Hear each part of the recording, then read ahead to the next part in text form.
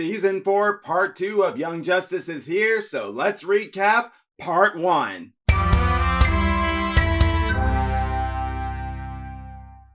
What's up, YouTubers of the world? MegaGeekMixer here to give you guys my recap on Part 1 of Young Justice Season 4 Phantom. So guys, as you all know, I always enjoy to do these recaps for you guys, for those of y'all who cannot catch up, so you can be ready for when the next part of it comes out of the next season or the new season after. I do my best to try to take some time in to do that for you. So I always want to thank all of you for all who support me for my recap videos. And now, having said that, let's get into this new one. As you know, is Season 4 is a character arc. Each episode is a group episode for the focus of an arc for these characters. And let me just say, there's a lot to get through here, so yeah, expect a lot of fumble from me and stuff, but like I say, I do the best I can with what I got. In any case, now, having said all that, let's get into it. So, Season 4 starts off with it being a year ever since the events of Season 3. Miss Martian and Superboy are engaged, and now they are going to go on a vacation where they plan to get married, not just on Mars, but then come back and do a marriage wedding on Earth. So yes, while over on Mars, they are visiting family and they bring Beast Boy along with them. But little do any of them know is that all throughout their time on Mars, there are people in the shadows who are watching them. One of them being the Legion of Superheroes, Phantom Girl, Saturn Girl, and Chameleon Boy, who are there to try to stop an event from happening from a mysterious assassin, but also don't mind helping out in the shadows every once in a while, but also make sure to keep themselves undetected. While on Mars, Miss Martian, Superboy, and Beast Boy for the most part are having a good time and stuff, but also run into a few things, such as Miss Martian and her sibling strained family, with a new character, her sister, Marie, and her brother, Macomb, who we met back in Season 3, and is the reason Forager is now living on Earth, all because he still, to this day, is dealing with prejudice, a problem that goes on Mars, who are not only having a problem with prejudice between white Martians, green Martians, and red Martians, but also with how in thinking it's wrong to have people from Earth communicate with them. But all the same though, like I said with Macomb, he is has now formed a group of people who are anti and do not want any peace, all due to the prejudice they still face, has also formed a partnership with Apocalypse, and that actually comes into play here later. But the real thing that happens here in this arc is that Miss Martian, Superboy, and Beast Boy are investigating crimes, one of which is a Zeta tube that was being made for Mars to connect to Earth that got destroyed during a test run, but no one got hurt. And while investigating that, they come across an old investigation, and that being the murder of the King of Mars. It is there that they meet the prince of the murdered king by the name of Jem, and they learn that he used to have a girlfriend by the name of Soraya, but unfortunately their relationship was brought to an end due to their parents feeling that they shouldn't be together due to mixed bloodlines. They didn't want the bloodlines to be mixed. This unfortunately hurt Soraya, and she actually tried to talk with the king about it once before, but he dismissed it, and in doing so, she accidentally killed him. And it is through the investigation of Superboy and Beast Boy and all the evidence and clues that they find out that she did it. But in doing so, you would think this causes more separation from society with the whole skin color of Mars, but this only motivates the Prince Jem to try to do better for it, as he learned from his mistakes with his girlfriend to do better. But while having all that looks like it will fix things, eventually Macomb, who had the Apocalypse bomb and was planning to hurt innocent green and red Martians, Superboy finds out about it, but unknowns to Superboy and Macomb is that there was an unknown assassin that the Legion of Superheroes have been looking at, who comes in and alters the bomb to where while Superboy is saving people is supposedly killed. And this devastates Miss Martian and Beast Boy especially, who throughout the rest of the first half we see is really getting taken a toll on him after losing so many people that meant so much to him that it causes him to neglect the outsiders, his job, his friends, and even his girlfriend.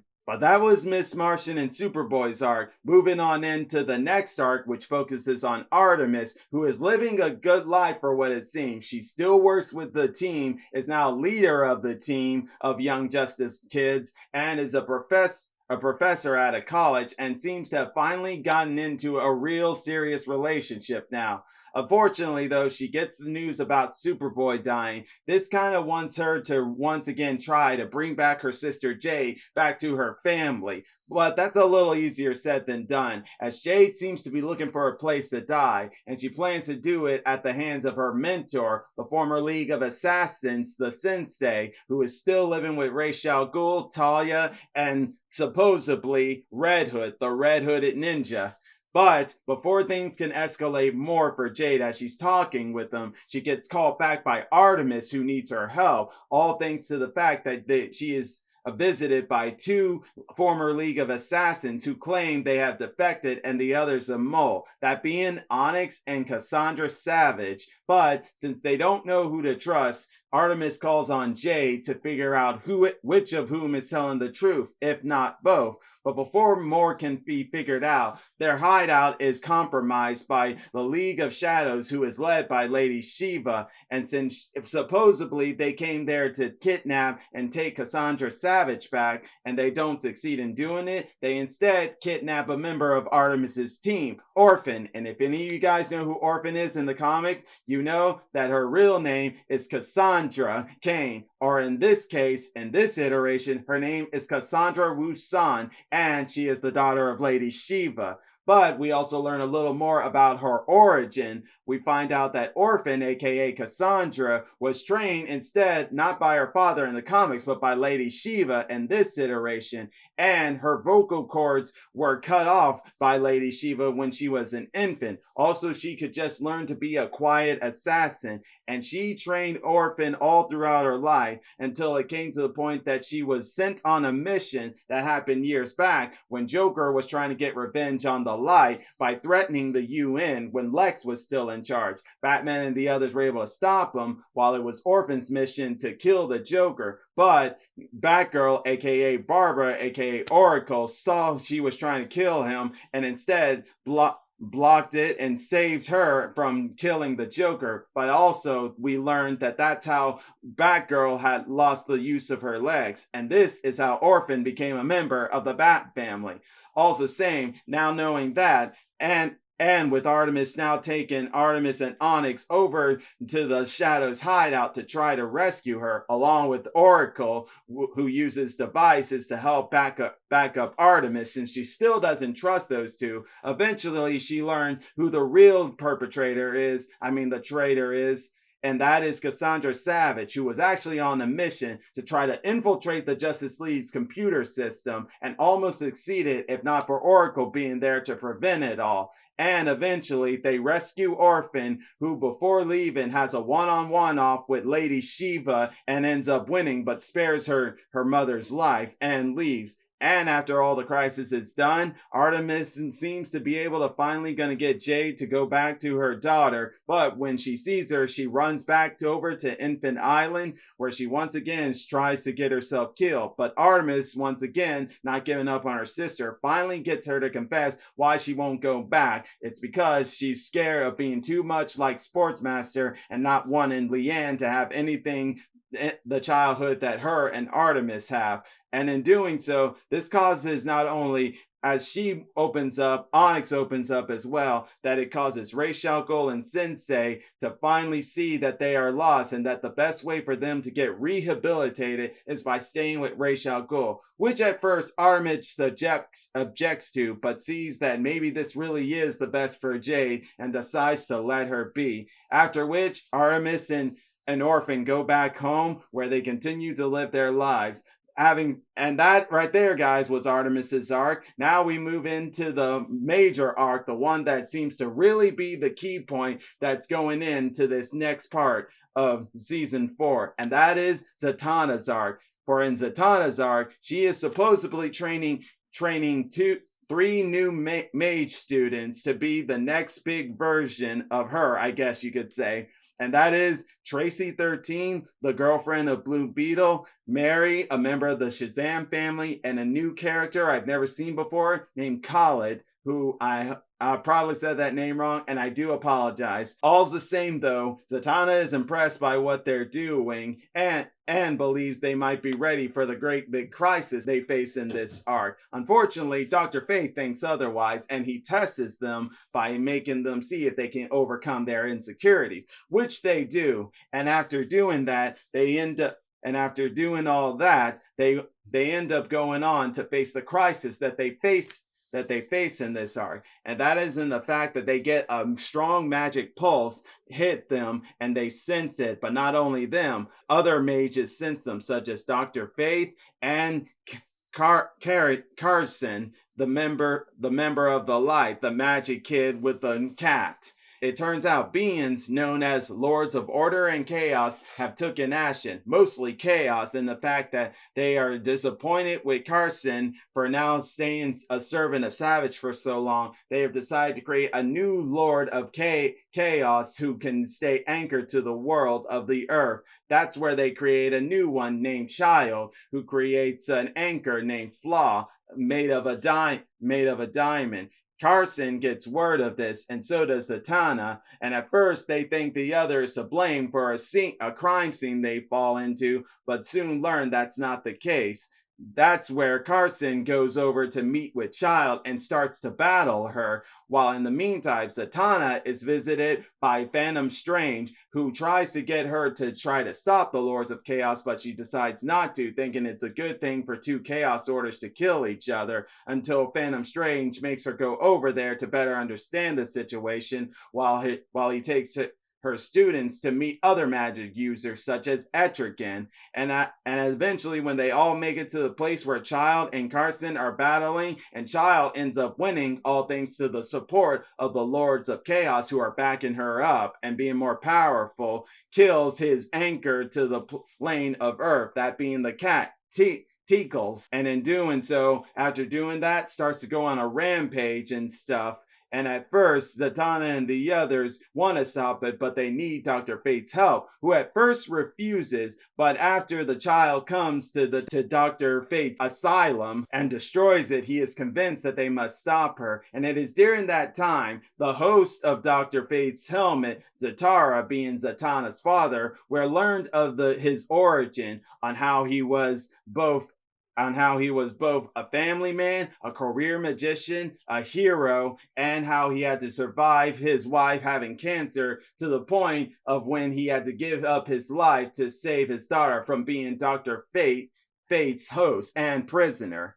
But all throughout it all, though, Carson, who may have been destroyed but found a new anchor in the form of a bus, eventually goes to find Zetana and Faith, who are following Child, and with their help, he finds a new anchor and a new cat. And after doing that, they all go to fight Child, who at first is still much too powerful for them and looks like they will lose. That is until Vandal Savage and Phantom Strange end up helping to stop the crisis, as Savage and Strange go to the Lords of Order and Chaos to stop them. And at first they refuse to help him due to thinking that it is Savage's fault this is all happening. But when Savage is able to convince them by making them think about the long game, they stop helping the Child, and with the help of the students, they are finally able to stop Child and to stop the crisis. But while the crisis may have been stopped, we eventually learn why Zetana took on 3 students in the first place. Their true purpose for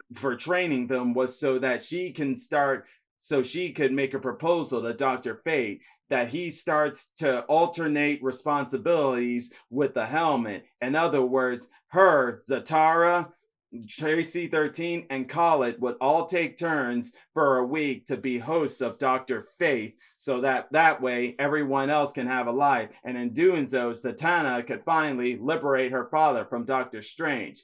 But one person not part of that is Mary. Why? Because during the entire crisis, Mary was showing that she's still not ready, as she's too power hungry, and as she's shown by draining the life force from other people just to have more power to help save them all, which also threatened their lives as well. And in doing so, this hurts Mary so much that she goes back home, and this is where Granny Goodness, who we may not see physically, but persuades Mary by voice to prey upon her weak side, and supposedly has turned her to the dark side. But while all that's said and done, though, we find out, as I said, Zetana, her reasoning was all to liberate her father, and we learned that she had manipulated all this, the crisis, everything. As we find out through the Lords of Order and Chaos, this crisis happened due to Zetana and the love of her father, with trying to finally get